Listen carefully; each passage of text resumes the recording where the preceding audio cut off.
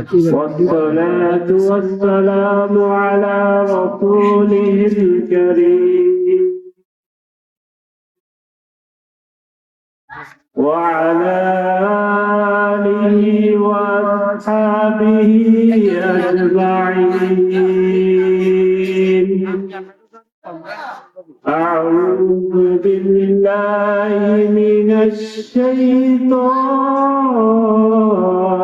الرجيم.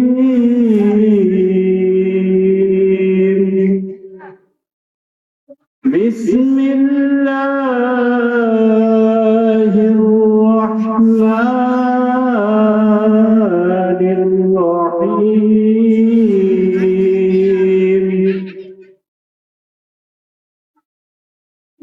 وإذ قال لقمان لابنه وهو يعظه يا بني لا تشرك بالله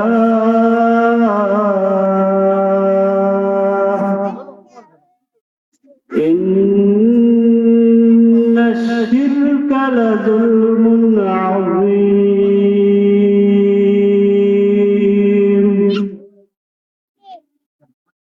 وقال رسول الله صلى الله عليه وسلم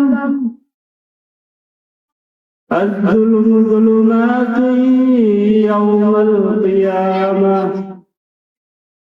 أو كما قال عليه الصلاة والسلام.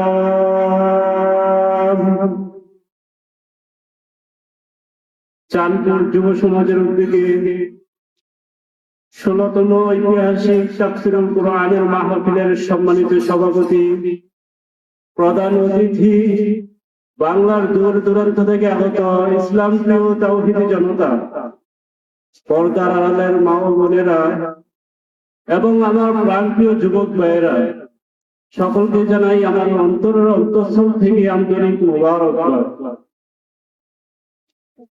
প্রিয় উপস্থিতি, সর্বপ্রথম আমরা আল্লাহ তাআলার দরবারে লাখো কোটি শুকরিয়া জানাই যে মহান রব্বুল আলামিন আমাদেরকে দয়া করে মায়া করে এই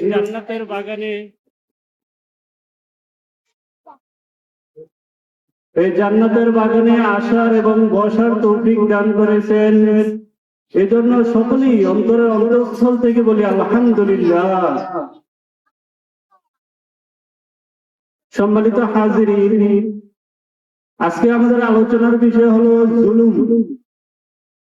এই বিষয়টি আলোচনা করার পূর্বেই আমি কয়েকটি বিষয় নিয়ে সংক্ষিপ্ত কথা বলতেছি। প্রথমত হলো যে এই জান্নাতের বাগান কেন আয়োজন করা হয়েছে। এই জান্নাতের বাগান যুব সমাজ খুব কষ্ট করে দিনরাত পরিশ্রম করে অনেক অনেক মুজাহাদা করে এই জান্নাতের বাগান আয়োজন করেছে। কেন এই জান্নাতের বাগান আয়োজন করেছে? যেন আমরা কোরআন হাদিসের আলোচনা শুনতে পারি, যেন আমরা আখিরাতের পাথায় সংগ্রহ করতে পারি, যেন আমরা দুনিয়াতে সুখী হতে পারি এবং আখিরাতে আমরা শান্তি পেতে পারি, তাই না?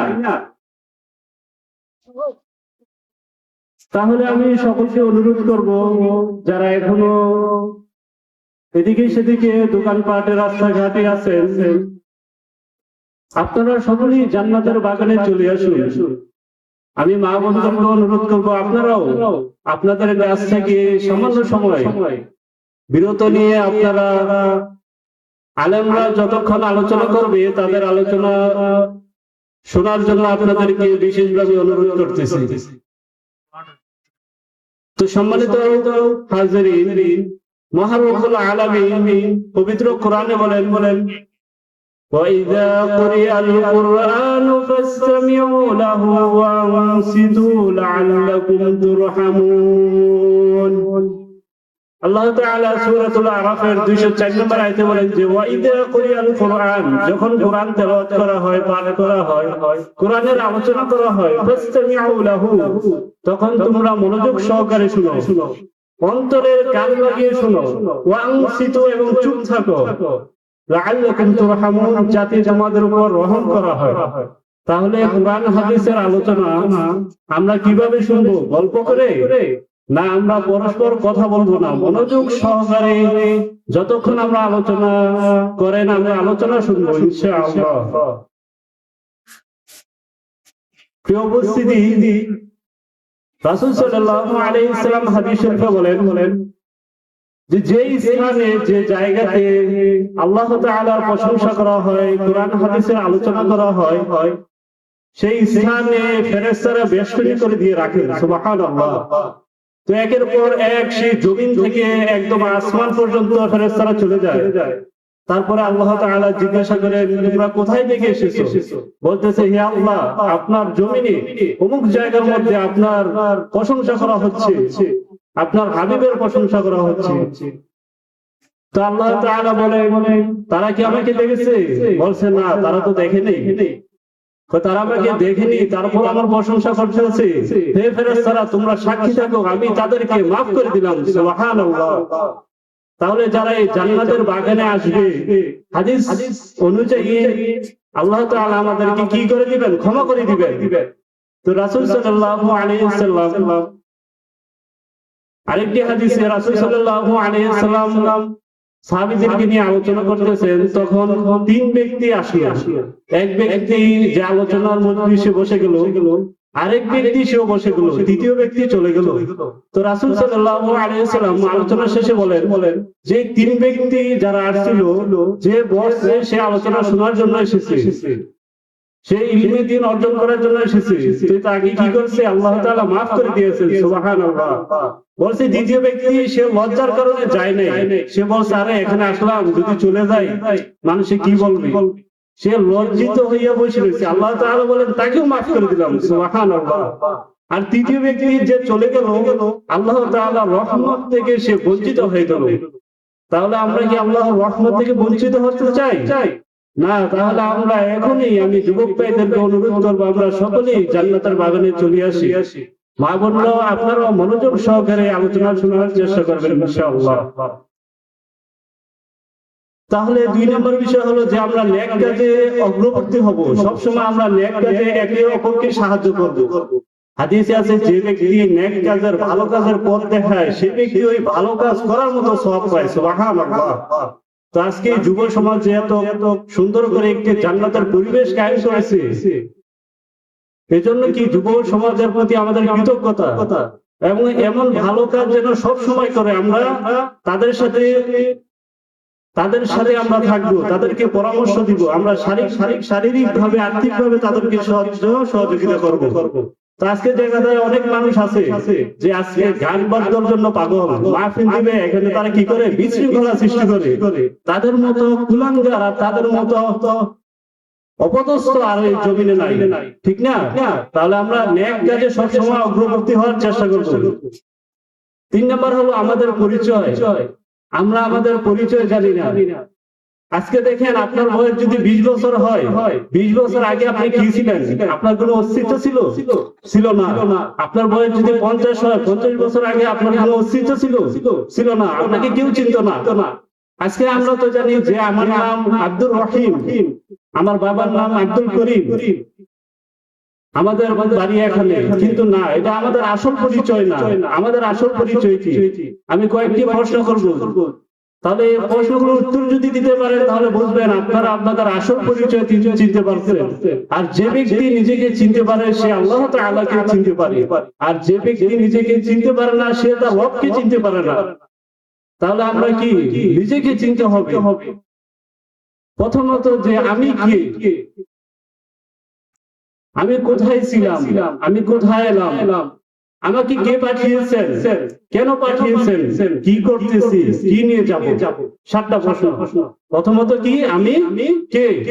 তাহলে আমি কি? আমি আব্দুর রহিম? না, আমি আল্লাহর বান্দা। আমি কি আল্লাহর বান্দা? আমি আল্লাহর গোলাম। আমি কোথায় ছিলাম? আমরা কোথায় ছিলাম? রূহের জগতে ছিলাম, তাই না? আমরা কোথায় এলাম? আমরা পৃথিবীতে এলাম পিতামাতার মাধ্যমে। আল্লাহ তাআলা আমাদেরকে এনেছেন, পাঠিয়েছেন। কে পাঠিয়েছেন আমাদেরকে? আল্লাহ তাআলা পাঠিয়েছেন। কেন পাঠিয়েছেন? আল্লাহ তাআলার ইবাদত করার জন্য পাঠিয়েছেন, ঠিক না? নাকি ব্যবসা বাণিজ্য করার জন্য পাঠিয়েছেন? নাকি কৃষিকাজ করার জন্য পাঠিয়েছেন? নাকি চাকরি বাকরি করার জন্য পাঠিয়েছেন? আল্লাহ তাআলা আমাদেরকে ইবাদত করার জন্য পাঠিয়েছেন। তাহলে আল্লাহ তাআলা সূরাতুজ যারিয়াত 51 নম্বর সূরা 53 নম্বর আয়াতে বলেন যে ওয়ামা খালাকাতুল জিন্না ওয়াল ইনসা ইল্লা লিয়াবুদুন।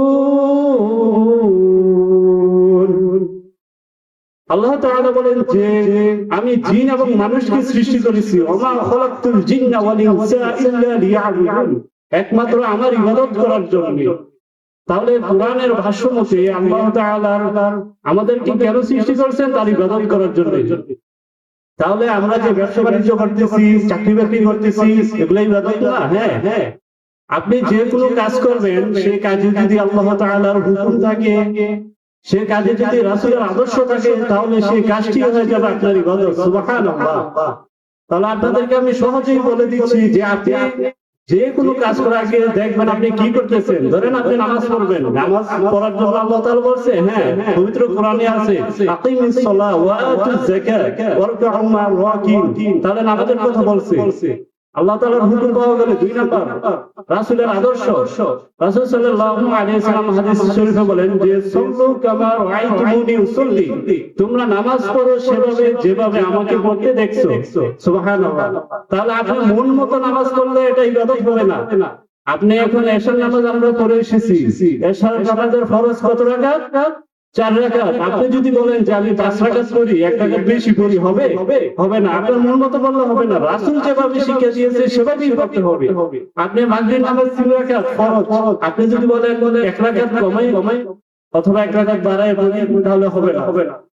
রাসূল যেভাবে বলছে সেভাবেই পড়তে হবে। তাহলে আমরা যে কোনো কাজ করব, ব্যবসা বাণিজ্য করব, আল্লাহ তাআলা বলেছেন আমি ব্যবসাকে হারাম করেছি, সুদকে হারাম করেছি।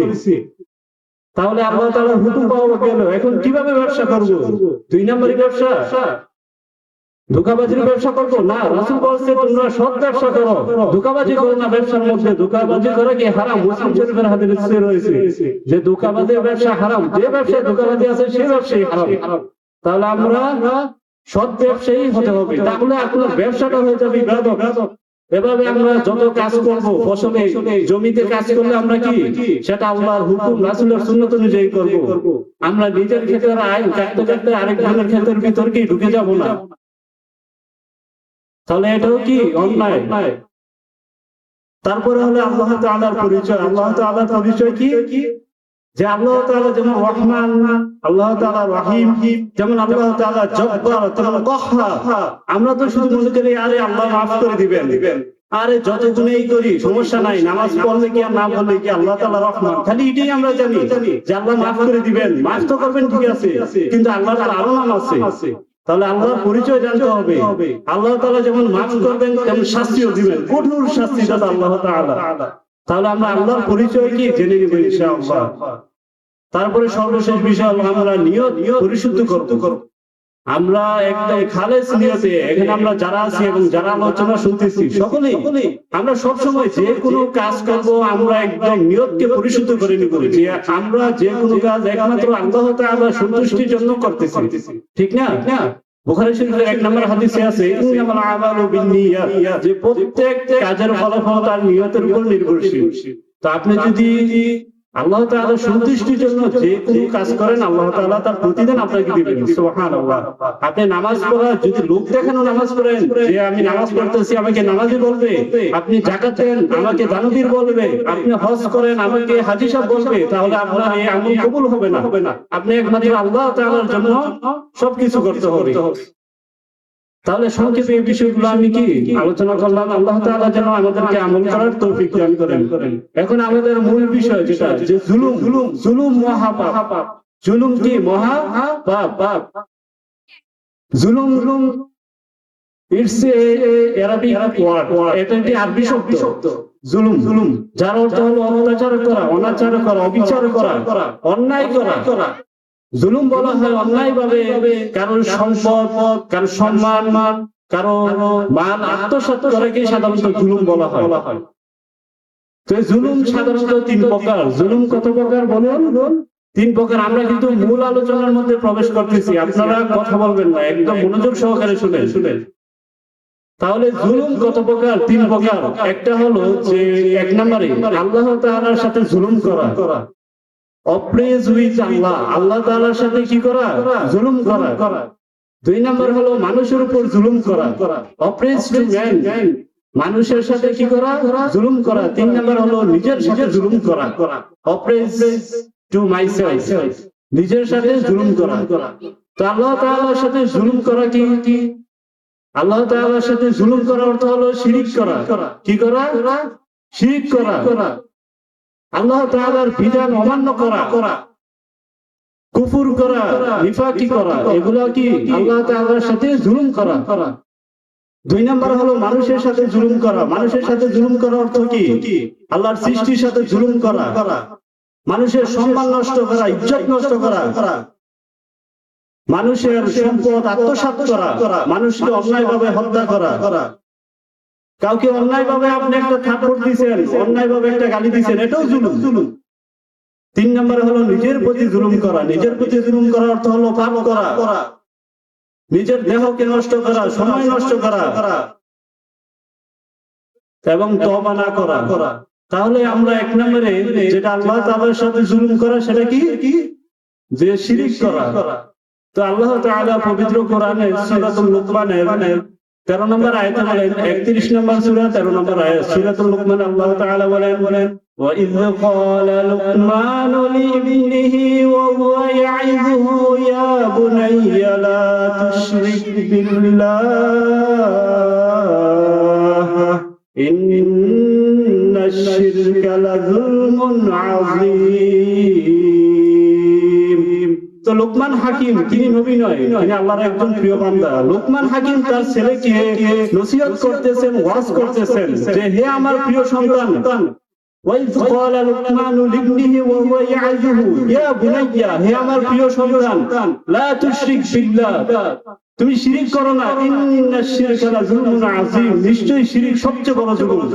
তাহলে লোকমান হাকিম তার সন্তানকে কি করতেছেন? নসিহত করতেছেন যে আল্লাহ তাআলার সাথে কাউকে শিরিক করো না, এই শিরিক হলো সবচেয়ে বড় গুনাহ। তাহলে দেখেন আল্লাহ তাআলার নিকট কত পছন্দ হয়েছে যে লোকমান হাকিমের কথাকে আল্লাহ তাআলা পবিত্র কোরআনে কোট করেছেন, সেটা রাসূল সাল্লাল্লাহু আলাইহি ওয়াসাল্লামের মাধ্যমে জানিয়ে দিয়েছেন। তাহলে আমরা আমাদের সন্তানদেরকে নসিহত করব, আমাদের সন্তানদেরকে উপদেশ দিব, সৎ কাজের উপদেশ দিব, নামাজের কথা বলবো, রোজার কথা বলবো, পর্দার কথা বলবো। আজকে তো আমরা আমাদের সন্তানদেরকে কেন আজকে আদর্শ সন্তান হচ্ছে না? কারণ আমরা কি শিক্ষা দিচ্ছি? আমরা আমাদেরকে সন্তানদেরকে কি শিক্ষা দিচ্ছি? আমরা তো পড়াচ্ছি যে হাট্টিমা টিম তারা মাঠে পারে ডিম। আচ্ছা, এই যে হাট্টিমা টিম জীবনে হাট্টিমা টিম দেখছে? তারা মাঠে পারে ডিম, তাদের কি ডিমও আছে? ডিমও নাই, তারা টিমও নাই। একটা কাল্পনিক বানোয়াট, একটা মিথ্যা একটা কবিতা আমরা আমাদের সন্তানদেরকে শিক্ষা দিচ্ছি। তাহলে সে কি শিখবে? আপনি ফ্রেশ একটা কোচিং মাইন্ডে আপনি যেটা ঢুকাইছেন যে হাট্টিমা টিম তারা মাঠে পারে ডিম, তাদের তো কোনো অস্তিত্বই নাই, এটা মিথ্যা। তাহলে আমরা সন্তানদেরকে কি শিক্ষা দিব? আমরা কোরআন শিক্ষা দিব। আলহামদুলিল্লাহি রাব্বিল আলামিন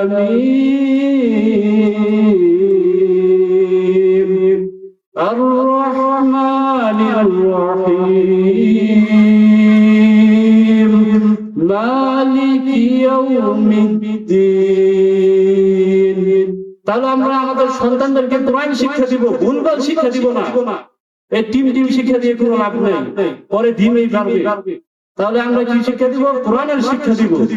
সন্তানদেরকে আল্লাহ তাআলার পরিচয় দেন, তাহলে সেই সন্তান আর কখনো নাস্তিক হবে না, সেই সন্তান কখনো পিতামাতার অবাধ্য হবে না, সে সন্তান কখনো মানুষের উপর জুলুম করবে না, তাই না? আজকে দেখেন সন্তান ছোট থাকতে একটু নামাজ পড়ে, স্কুলে যায়, পড়ে, কলেজে গেলে শেষ, ভার্সিটিতে গেলে তো সে নাস্তিকই হয়ে যায়, নাউজুবিল্লাহ। সে পিতামাতার অবাধ্য করে, সে মানুষের উপর জুলুম করে, এমনকি ইসলামের বিরুদ্ধেও কথা বলে, নাউজুবিল্লাহ। একজন মুসলমানের সন্তান কিভাবে ইসলামের বিরুদ্ধে কথা বলে, আল্লাহর বিরুদ্ধে কথা বলে, আল্লাহকে গালি দেয়, তাহলে সে কি মুসলমান থাকতে পারে? থাকতে পারে না। এই জন্য সন্তানদেরকে ছোটবেলায় আদর্শ শিক্ষা দিবেন, তাদেরকে ছোটবেলায় আল্লাহ তাআলার পরিচয় দিবেন, রাসূলের পরিচয় দিবেন, ইসলামের পরিচয় দিবেন। তাহলে আপনার সন্তান কখনো পথভ্রষ্ট হবে না।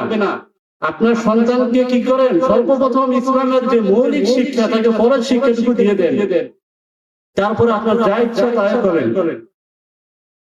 তারপরের আয়াতে সূরা লুকমানের 14 নম্বর আয়াতে আল্লাহ তাআলা বলেন, ওয়াসাইনাল ইনসানা বিওয়ালিদাইহি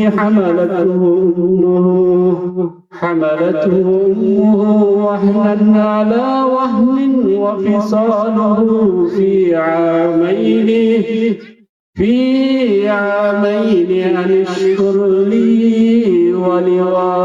ولوالديك إلي المصير। তো তারপরের আয়াতে আল্লাহ তাআলা বলেন যে ওয়াসাইনাল ইনসানা বিওয়ালিদাইহি, যে তোমরা পিতামাতার সাথে সদাচরণ করো, তাদের প্রতি বিনয় হয়ে যাও। حملته أمه وهنا على وهن وفصاله في عامين, মা তোমাকে কষ্টের পর কষ্ট সহ্য করে তোমাকে লালন পালন করেছে, সে পিতামাতার প্রতি তোমরা বিনয়ী হয়ে যাও। তাহলে মা দেখেন, সর্বপ্রথম মা 3টা কষ্ট বহন করে সন্তানের জন্য। 1 নম্বর তো সে গর্ভে ধারণ করার কষ্ট, বড় বড় কষ্ট আরো তো আছে। 1 নম্বরে কি? গর্ভে ধারণ করার কষ্ট। 2 নম্বরে হলো প্রসব বেদনার কষ্ট। 3 নম্বরে হলো দুধ পান করার কষ্ট।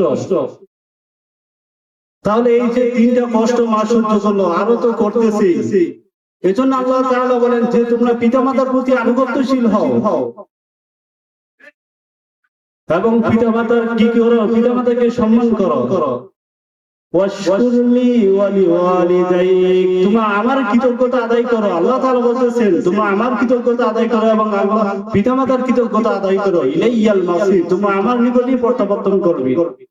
তাহলে আমরা কি করতে হবে? পিতামাতার হক আদায় করতে হবে। আজকে মেয়েরা সাধারণত বুঝতে পারে যে পিতামাতা কি জিনিস, তারা পিতামাতার প্রতি একটু ভালোবাসা তাদের বেশি থাকে। কারণ কি জানেন? কারণ মেয়েরা তো বুঝে, যাদের সন্তান হয়, যে সন্তান লালন পালন করা কত কষ্ট, ঠিক না? আজকে যার একটা বেবি আছে, যার একটা ছোট বাচ্চা আছে, সে বুঝে যে একটা বাচ্চা কত কষ্ট করে সে দুনিয়া এসেছে, তারপর তার লালন পালন করা। এই বাচ্চার জন্য মায় ঘুমায় না, মায় খাওয়া দাওয়া সব ভুলে গেছে, ঠিক না? এই বাচ্চার জন্য। তাহলে সে বুঝে, আরে আমার মাও তো আমার জন্য এত কষ্ট করছে, আমার বাবা তো রাত দিন পরিশ্রম করে আমাকে লালন পালন করে বড় করেছে। তাহলে আমরা আজকে কিভাবে আমাদের পিতামাতাকে ভুলে যাই? আজকে আমাদের পিতামাতার কথা আমাদের একটু মনে পড়ে না। তো আল্লাহ তাআলা সূরাতুল বানী ইসরাঈলের 23 নম্বর আয়াতে বলেন, 17 নম্বর সূরা 23 নম্বর আয়াতে আল্লাহ তাআলা বলেন, ওয়াকাদা রাব্বুকা আল্লা তা'বুদু ইল্লা ইয়্যাহু ওয়া বিল ওয়ালিদাইনি ইহসান। আল্লাহ তাআলা আদেশ করতেছেন যে ওয়াকাদা রাব্বুকা আল্লা তা'বুদু ইল্লা ইয়্যাহু ওয়া বিল ওয়ালিদাইনি ইহসানা, তোমরা আল্লাহ তাআলার ইবাদত করবে, আর কার সাথে কাউকে শরীক করবে না, অন্য কারো ইবাদত করবে না, এবং পিতামাতার সাথে সৎ আচরণ করবে, সদাচরণ করবে। وقضى ربك ألا تعبدوا إلا إياه وبالوالدين إحسانا إما يبلغن عندك الكبر أحدهما أو كلاهما ولا تقل لهما أف ولا تنهرهما وقل لهما قولا كريما। আল্লাহ তাআলা বলেন, তোমাদের পিতামাতা যখন বৃদ্ধ অবস্থায় উপনীত হয়, দুজন অথবা একজন তাদের সাথে সদয় আচরণ করো। ফালা তাকুল লাহুমা উফিন ওয়ালা তানহারহুমা, পিতামাতার সাথে উফ শব্দ ব্যবহার করবে না। ওয়াকুল লাহুমা কওলান কারীমা, সুন্দর সুন্দর কথা বলো পিতামাতার সাথে। তাহলে পিতামাতার সাথে বিনয় আচরণ করতে হবে, সুন্দর কথা বলতে হবে। আজকে পিতামাতা বৃদ্ধ হয়ে গেলে আমরা পিতামাতাকে আর আমাদের মানে চোখের বালি মনে হয়, পিতামাতা আমাদের শত্রু মনে হয়, ঠিক না? বৃদ্ধাশ্রমে দিয়ে আসে, নাউজুবিল্লাহ। কত বড় সে কুলাঙ্গার সন্তান যে তার পিতামাতাকে কি করে বৃদ্ধাশ্রমে দিয়ে আসতে পারে, ঘর থেকে বের করে দেয়। আরে এই পিতামাতা তো তোমার জন্য তাদের জীবন যৌবন শেষ করেছে। তারা না খেয়ে তোমাকে খাইয়েছে, তারা না পড়িয়ে তোমাকে পড়িয়েছে, তোমার জন্য তাদের দিন রাত একাকার হয়ে গেছে, কত রাত না ঘুমিয়ে মা কাটিয়েছে। তাহলে কিভাবে আমরা এমন পিতামাতাকে ভুলে যাই? তারপরে রায়তে আল্লাহ তাআলা বলেন ওয়াখফিজ লাহুমা জানাহাজ যুল্লি মির রাহমাতি وقل رب ارحمهما كما ربياني صغيرا। আল্লাহ তাআলা বলেন ওয়াখফিজ লাহুমা জানাহাজ যুল্লি মির রাহমা, তোমার রহমতের ডানা তোমার পিতামাতার পায়ের নিচে বিছিয়ে দাও। তাহলে পিতামাতার জন্য আমরা কি হব? রহমত স্বরূপ হব। وقل رب ارحمهما كما ربياني صغيرا। আর দোয়া করো, হে বান্দা তোমাকে আমি নিজেই শিক্ষা দিচ্ছি, তুমি দোয়া করো, তোমার মা বাবার জন্য দোয়া করো। হে আল্লাহ রব্বির রহমহুমা, আপনি আমাদের পিতামাতার প্রতি রহম করুন, দয়া করুন। কামা রব্বায়ানি সগীরা, তারা যেভাবে আমাদের উপর দয়া করেছে, সন্তানদেরকে কিভাবে কত কষ্ট করে লালন পালন করেছে। হে আল্লাহ আপনি আমাদের পিতামাতাকে আপনিও সেভাবে দয়া করুন, রহম করুন। তাহলে আজকে আমরা আমাদের পিতামাতাকে কিভাবে ভুলে গেলাম? আজকে আমাদের পিতামাতা অন্ধকার কবরে, আজকে আমাদের মনেও পড়ে না, তাদের জন্য একবার দোয়াও করি না। আজকে তো নামাজই পড়ি না, কিভাবে দোয়া করব? আর পিতামাতার কবর থেকে তো অনেক কিছু আশা করতেছে, বলতেছে হায়রে সন্তান, হে আব্দুর রহিম, আব্দুল করিম, তোর জন্য আমাদের জীবনকে বিলিয়ে দিলাম, আজকে তুই আমাদেরকে ভুলে রইলি। আল্লাহর কাছে একটু দোয়া করছ না? আল্লাহ তাআলার কাছে দোয়া করতে হবে। রব্বির হামহুমা কামা রব্বায়ানি সগীরা। আপনি যদি আপনার পিতামাতার জন্য দোয়া করেন, তাহলে আপনার সন্তান আপনার জন্য দোয়া করবে। আর আল্লাহ তাআলার হাবিব বলেছেন, আল্লাহ তাআলা বলেছেন, যে বান্দা চোখের পানি ছেড়ে পিতামাতার জন্য দোয়া করে, রব্বির হামহুমা কামা রব্বায়ানি সগীরা, আল্লাহ তাআলা বলেন যে আমি তার পিতামাতাকে মাফ করে দেই, জান্নাতে প্রবেশ করাই। সুবহানাল্লাহ। তাহলে আমরা পিতামাতার প্রতি দয়া করব, ঠিক আছে? পিতামাতার প্রতি সহানুভূতিশীল হব। যাদের পিতামাতা বেঁচে আছে আমরা তাদের প্রতি আমরা অত্যন্ত বিনয় আচরণ করব। আজকে আমাদের স্ত্রী পেয়ে আমরা যেন পিতামাতাকে না ভুলে যাই। আজকে স্ত্রীর কথা শুনে যেন আমাদের পিতামাতার সাথে ঝগড়াঝাটি না করি।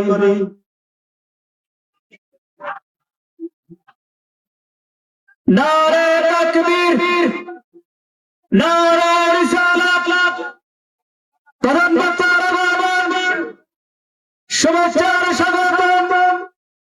চাঁদপুরের পক্ষ থেকে, যুব সমাজের পক্ষ থেকে, মুরব্বীদের পক্ষ থেকে নারে তাকবীর, নারে রিসালাত। আলহামদুলিল্লাহ।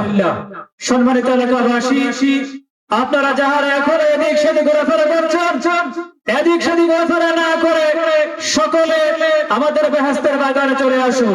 আমাদের ভক্তগণ ইনশাআল্লাহ একে একে সবাই চলে আসতেছে। আপনারা যাহারা এদিক সেদিক দোকানপাটে রাস্তাঘাটে আছেন, সকলে মেহেরবানি করে আমাদের এই বেহেশতের বাগানে চলে আসুন। আলহামদুলিল্লাহ। তাহলে আমি যে কথা বলতেছি, যে স্ত্রীর কথা শুনে পিতামাতার সাথে খারাপ আচরণ করা যাবে না, পিতামাতাকে ঘর থেকে বের করে দেওয়া যাবে না। পিতামাতাকে পিতামাতার সম্মানে রাখতে হবে, স্ত্রীকেও তার সম্মানে রাখতে হবে। স্ত্রীর হকও আদায় করতে হবে, পিতামাতার হকও আদায় করতে হবে। মায়ের কথা শুনে আবার স্ত্রীর প্রতি জুলুম করা যাবে না, স্ত্রীর কথা শুনে মায়ের প্রতি জুলুম করা যাবে না। তো অনেক অনেক কাপুরুষ আছে, তারা স্ত্রীর প্রতি কি করে জুলুম করে, তারা বাহিরে কারোর সাথে না পারলে স্ত্রীকে এসে কি ঘরে মারে, নাউজুবিল্লাহ। এটা সবচেয়ে বড় কাপুরুষতা। স্ত্রীদের হক আদায় করবেন। তো আল্লাহ তাআলার সাথে শিরিক আমরা করব না। শিরিক হলো কি সবচেয়ে বড় গুনাহ। তারপরে সূরাতুল বাকারার 54 নম্বর আয়াতে আল্লাহ তাআলা বলেন, وَإِذْ قَالَ مُوسَى لِقَوْمِهِ يَا قَوْمِ إِنَّكُمْ ظَلَمْتُمْ أَنفُسَكُمْ بِاتِّخَاذِكُمُ الْعِجْلَ فَتُوبُوا হে আমার জাতি, হে আমার কওম, তোমরা উপাস্যকে, তোমরা রাসূলকে উপাস্য হিসেবে গ্রহণ করে তোমরা নিজেদের উপর জুলুম করেছো। ফাতুবু, সুতরাং তোমরা তওবা করো। তাহলে বুঝা গেল আল্লাহ তাআলা ব্যতীত অন্য কারো ইবাদত করা যাবে না, অন্য কাউকে স্রষ্টা হিসেবে উপাস্য হিসেবে মানা যাবে না। সূরাতুল বাকারা 254 নম্বর আয়াতে আল্লাহ তাআলা বলেন, ওয়াল কাফিরুনা হুমুজ জালিমুন, কাফেররাই হলো জালেম। তাহলে এক নম্বর বিষয় কি, আমাদের কি ধারণা হয়ে গেল যে আল্লাহ তাআলার সাথে আমরা জুলুম করব না, আল্লাহ তাআলার সাথে শিরিক করব না, আল্লাহ তাআলার নাফরমানি করব না, আল্লাহ তাআলা যে হুকুম দিয়েছেন সেটা পালন করব। দুই নম্বর হলো মানুষের প্রতি জুলুম করা, মানুষের উপর কি করা, জুলুম করা, অপ্রেসড পিপল, মানুষের প্রতি জুলুম করা, মানুষকে অন্যায়ভাবে হত্যা করা, মানুষের ধন সম্পদ আত্মসাৎ করা, এগুলো কি মানুষের উপর জুলুম করা। আল্লাহ তাআলা সূরাতুশ শুরার 42 নম্বর আয়াতে বলেন, 42 নম্বর সূরা 42 নম্বর আয়াত আল্লাহ তাআলা বলেন, إنما السبيل على الذين يظلمون الناس ويبغون في الأرض بغير الحق أولئك لهم عذاب أليم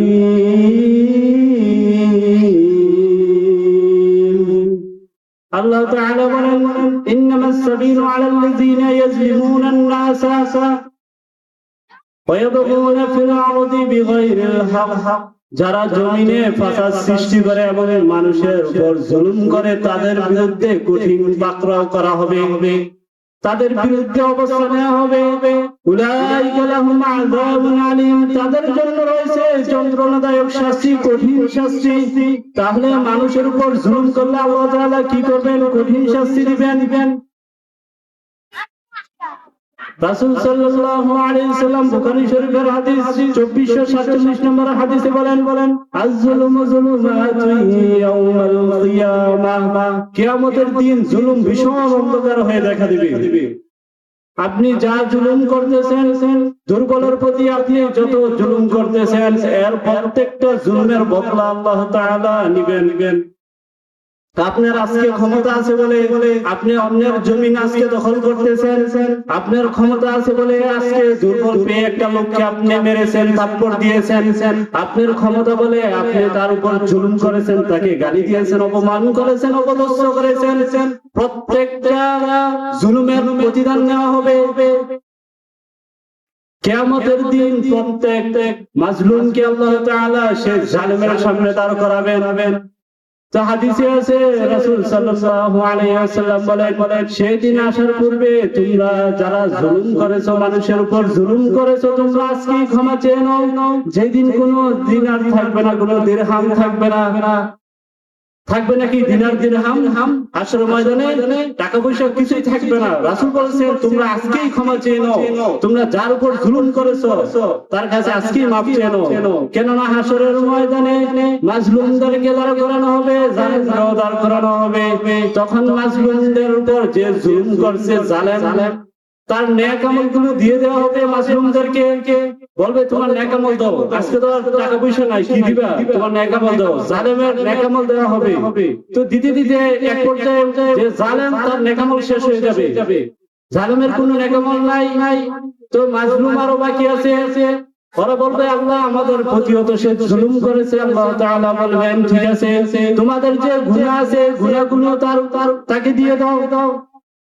তাহলে আল্লাহ তাআলা সে গুনাহগুলোকে জালেমকে দিয়ে দিবেন, জালেম এখন জাহান্নামী হয়ে যাবে। নাউজুবিল্লাহ।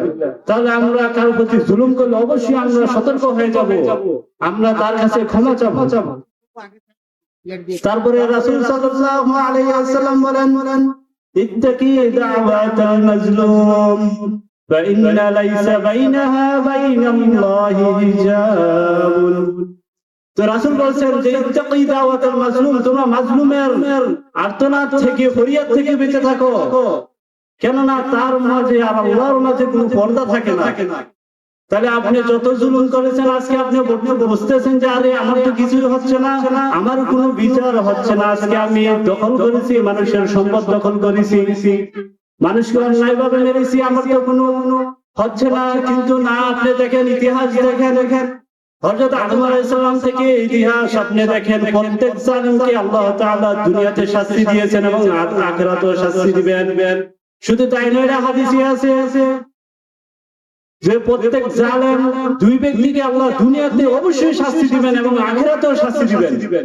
এক নাম্বার হলো যে জালেম, তাকে আল্লাহ তাআলা অবশ্যই শাস্তি দিবেন। দুই নাম্বার হলো যে আত্মীয়তার সম্পর্ক ছিন্ন করে, যে রক্তের সম্পর্ক ছিন্ন করে, তাহলে তাকে আল্লাহ দুনিয়াতেই শাস্তি দিবেন। পিতামাতা, ভাই বোন, আত্মীয় স্বজনদের সাথে যারা রক্তের সম্পর্ক ছিন্ন করে, আল্লাহ তাআলা তাদেরকে কি দিবেন? শাস্তি দিবেন। তাহলে আমরা জালেম হব না। আল্লাহ তাআলা বলেন যে যারা আত্মীয়তার সম্পর্ক ছিন্ন করে, রহমের সম্পর্ক ছিন্ন করে, আমি রহমান তাদের সাথে রহমতের সম্পর্ক ছিন্ন করি।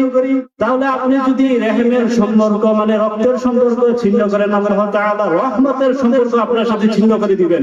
তাহলে আপনার কি অবস্থা হবে? আল্লাহ তাআলার রহমত ছাড়া কি আপনি একটা মুহূর্ত বাঁচতে পারবেন না?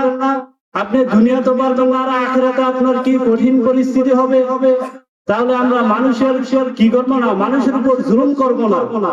রাসূল সাল্লাল্লাহু আলাইহি ওয়াসাল্লাম বলেন সালাসু দাওয়াতিন মুস্তাজাবাতুন, তিনটি দোয়া হলো এবং যা কবুল হয়ে যায়। দাওয়াতুল মাজলুমি, দাওয়াতুল মুসাফির ওয়া দাওয়াতুল ওয়ালিদি আলা ওয়ালাদিহি। এক নাম্বার হলো মাজলুমের দোয়া, যেটা নিঃসন্দেহে কবুল। আপনি দেখেন না জালেমদের কি পরিণতি হয়েছে। সে ফেরাউন, নমরুদ, তারা কি বাঁচতে পারে নাই। আল্লাহ তাআলা তাদেরকে ছাড় দিয়েছেন কিন্তু ছেড়ে দেন নাই। সেভাবে দেখেন আবু জাহেল, আবু লাহাব, উতবা, শাইবা, তাদেরকে আল্লাহ একটু ছাড় দিয়েছেন কিন্তু ছেড়ে দেন নাই। সর্বশেষ দেখেন আমাদের দেশেরও যারা জালেম ছিল, সে জালেমকে আল্লাহ কতটা অপমানিত, অপদস্থ করেছে, ঠিক কিনা? তাহলে আপনি মনে রাখবেন, জালেমকে অবশ্যই আল্লাহ শাস্তি দিবেন। তাহলে অন্যায় ভাবে কারো উপর জুলুম করবেন না। তাহলে তিন ব্যক্তির দোয়া কবুল। এক নাম্বার কি? মাজলুম, তার দোয়া কবুল। দুই নাম্বার হলো মুসাফির, তার দোয়া কবুল। তিন নাম্বার হলো পিতামাতার দোয়া, পিতামাতার সন্তানের জন্য যে দোয়া করবেন সেটা কবুল হয়ে যাবে। সন্তানের জন্য ভালো দোয়া করলেও কবুল হবে, খারাপ দোয়া করলেও কবুল হয়ে যাবে। তাহলে তিন নাম্বার হলো নিজের প্রতি জুলুম করা, নিজের প্রতি জুলুম করা, অন্যায় করা, পাপ করা। তাহলে আজকে তো আমরা নিজের প্রতি জুলুম করতেছি, প্রত্যেকটা মুহূর্তেই জুলুম করতেছি। আর একটা কথা মনে রাখবেন, প্রত্যেকটি গুনাহ কি জুলুম, প্রত্যেকটা গুনাহ কি জুলুম। আর প্রত্যেক পাপী জালিম, প্রত্যেক পাপী কি জালিম। আল্লাহ তাআলা সূরা ইউনূসের 44 নম্বর আয়াতে বলেন, 10 নম্বর সূরা 44 নম্বর আয়াত, আল্লাহ তাআলা বলেন ইন্নাল্লাহা লা ইয়াযলিমুন নাসা শাইআন ওয়ালাকিন্নান নাসা আনফুসাহুম ইয়াযলিমুন। আল্লাহ তাআলা বলেন ইন্নাল্লাহা লা ইয়াযলিমুন নাসা শাইআন, আমি মানুষের প্রতি সামান্য জুলুম করি না। আল্লাহ তাআলা কি করেন না, মানুষের উপর কোনো জুলুম করেন না। ওয়ালাকিন্নান নাসা আনফুসাহুম ইয়াযলিমুন, অথচ মানুষই নিজের প্রতি নিজে জুলুম করে। আল্লাহ তাআলা মানুষের উপর জুলুম করে না, মানুষ নিজেই নিজের উপর জুলুম করে। সূরাতুত তালাকের 1 নম্বর আয়াতে বলেন ومن يتعدى حدود الله فقد ظلم نفسه যে আল্লাহ তাআলার বিধানকে অস্বীকার করে সীমা লঙ্ঘন করে সে নিজের প্রতি নিজে জুলুম করে, তাহলে আল্লাহ তাআলা আমাদেরকে যে বিধান দিয়েছেন, আমাদেরকে মৌলিক যে কাজগুলো দিয়েছেন, নামাজ পড়ার জন্য বলেছেন, পর্দা করার জন্য বলেছেন, রোজা রাখার জন্য বলেছেন, হজ করার জন্য বলেছেন, যাকাত দেওয়ার জন্য বলেছেন, তাহলে আমরা যদি এই কাজগুলো না করি সেটা কি হবে? নিজের প্রতি জুলুম হবে। তো এই কারণে আপনাকে শাস্তি ভোগ করতে হবে। আপনি তখন বলতে পারবেন না আল্লাহ আমার প্রতি আপনি জুলুম করেছেন। তো মিজানের দাঁড়িপাল্লা আল্লাহ তাআলা কায়েম করবেন। কেন আল্লাহ তাআলা জানে না আপনি জান্নাতি সে জাহান্নামী জানে না? আল্লাহ যদি বলতো যে তুমি জাহান্নামে যাও, তুমি জান্নাতে যাও, তখন আপনি বলবেন হে আল্লাহ আপনি আমাকে পরীক্ষা করতেন, আমাকে দেখতেন, আমি তো আমল করতাম। তো সেটা যে আমরা না বলতে পারি, আল্লাহ তাআলা ইনসাফের দাঁড়িপাল্লা মিজান কায়েম করবেন, তখন আপনি বুঝতে পারবেন আপনি জান্নাতি না জাহান্নামী। আল্লাহ তাআলা কি ইনসাফ প্রতিষ্ঠা করবেন? আল্লাহ তাআলা সূরা মুলুকের 2 নম্বর আয়াতে বলেন আল্লাযী খালাকাল মাউতা ওয়াল হায়াতা লিয়াবলুয়াকুম আইয়ুকুম আহসানু আমালা ওয়া হুয়াল আজিজুল গফুর। আল্লাহ তাআলা বলেন আমি জীবন এবং মৃত্যু সৃষ্টি করেছি। কেন সৃষ্টি করেছি? লিয়াবলুয়াকুম আইয়ুকুম আহসানু আমালা, আমি তোমাদেরকে পরীক্ষা করার জন্য কে আমলে ভালো করো, কে সৎ আমল করো, এটা পরীক্ষা করার জন্য আল্লাহ আমাদেরকে সৃষ্টি করেছেন। তাহলে আমরা বুঝতে পারলাম আল্লাহ তাআলা আমাদেরকে তার ইবাদত করার জন্য সৃষ্টি করেছেন। তাহলে কোনো অন্যায় করব না, কোনো পাপ করব না। আল্লাহ তাআলা দুই ব্যক্তিকে অনেক ঘৃণা করেন। এক নম্বর হলো নির্লজ্জ, আমরা বলি বেহাইয়া। কি বেহাইয়া? যার শরম নাই, লজ্জা নাই। 2 নম্বর হলো অহংকারী।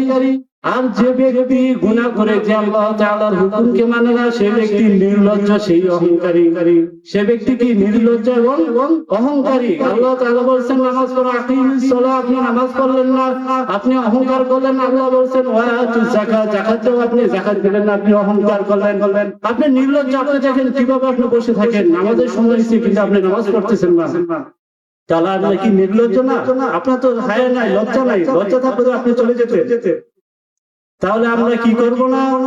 নিজেদের প্রতি আমরা জুলুম করব না, কোনো গুনাহ করাই জুলুম। তাহলে আমি শুধু যে নামাজ, তাহলে আমরা 3টা জিনিস তো বুঝতে পারলাম না। আল্লাহ তাআলার সাথে জুলুম করা, মানুষের সাথে জুলুম করা, নিজের সাথে জুলুম করা। আমরা কি করব না? এই জুলুম থেকে বেঁচে থাকবো। তারপরে আমি সর্বশেষ শেষ করে দিচ্ছি যে নামাজ না পড়ার শাস্তি। যে আমরা তো আজকে নামাজ রোজা এগুলা কি ধারে কাছেও নাই, যে সামনে আমাদের রমজান আসতেছে, আমরা এখন থেকে প্রস্তুতি নিব রোজার জন্য। রাসূল সাল্লাল্লাহু আলাইহি ওয়াসাল্লাম সবসময় দোয়া করতেন আল্লাহুম্মা বারিক লানা ফি রজব ওয়া শাবান ওয়া বাল্লিগনা রমাদান। তো এখন থেকে রাসূল সাল্লাল্লাহু আলাইহি ওয়াসাল্লাম শাবান মাসে বেশি বেশি সিয়াম করতেন, কিয়াম করতেন। সিয়াম মানে কি? রোজা। কিয়াম মানে সালাতুল তাহাজ্জুদের নামাজ।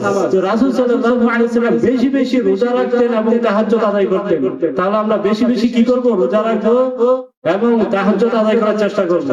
এখন থেকে আমরা কি রমজানের প্রস্তুতি নিব।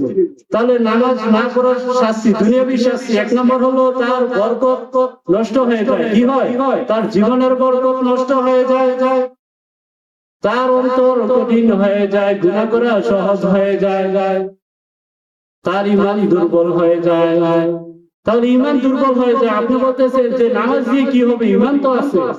আরে আপনি যদি আমল না করেন, আল্লাহ তাআলা পবিত্র কোরআনে যেখানে ঈমানের কথা বলেছেন সেখানেই নামাজের কথা বলেছেন, সৎ আমলের কথা বলেছেন। তাহলে আজকে আপনি কিভাবে শুধু ঈমান নিয়ে থাকবেন? ঈমান এটাকে তো মজবুত করতে হবে। যে কোন সময় তো এটা যদি দুর্বল হয়, শেষ হয়ে যাবে, বের হয়ে যাবে। আপনি বুঝবেন না যে আপনি কখন বেঈমান হয়ে গেছেন। তাহলে নেক আমলের মাধ্যমে আমাদের ঈমানকে কি করতে হবে? সজীব রাখতে হবে, অ্যাক্টিভ রাখতে হবে। তাহলে ঈমান দুর্বল হয়ে যাবে নামাজ না পড়লে। আপনি গুনাহ করা সহজ হয়ে যাবে। কারণ আল্লাহ তাআলা বলেন ইন্নাস সালাতা তানহা আনিল ফাহশাই ওয়াল মুনকার, যে নিশ্চয়ই নামাজ মানুষকে ফাহশা এবং অশ্লীল কাজ থেকে বিরত রাখে। তাহলে আপনি যদি নামাজই না পড়েন কিভাবে আপনি বেঁচে থাকবেন? তারপরে আমি শুধু বলি যে আমাদের ইন্দ্রিয় কয়টি? 5টি। পঞ্চেন্দ্রিয় আল্লাহ তাআলা আমাদেরকে দান করেছেন। আমি তো বলি আপনি শুধু সুস্থতার জন্য নামাজ পড়েন, আর কিছু লাগবে না। আপনি কি সুস্থ থাকার জন্য? আমরা কি সবাই সুস্থ থাকতে চাই না? সবাই চাই, আমরা সবাই শান্তি চাই না, সবাই শান্তি চাই। তাহলে আপনার আর কিছু লাগবে না, আপনি শুধু মনে মনে বলেন যে আমি সুস্থ থাকবো, আমি শান্তিতে থাকবো, এই জন্য নামাজ পড়বো, আর কিছু লাগবে না। ঠিক আছে? মানে আপনাদেরকে দুনিয়ার লাভ দুইটা আমি দেখাই দিলাম, আখিরাতের লাভ তো আছে, শুধু দুইটা বললাম। আপনি সুস্থ থাকবো, শান্তিতে থাকবো। তাহলে কি করব আমরা? নামাজ কখনো ত্যাগ করবো না।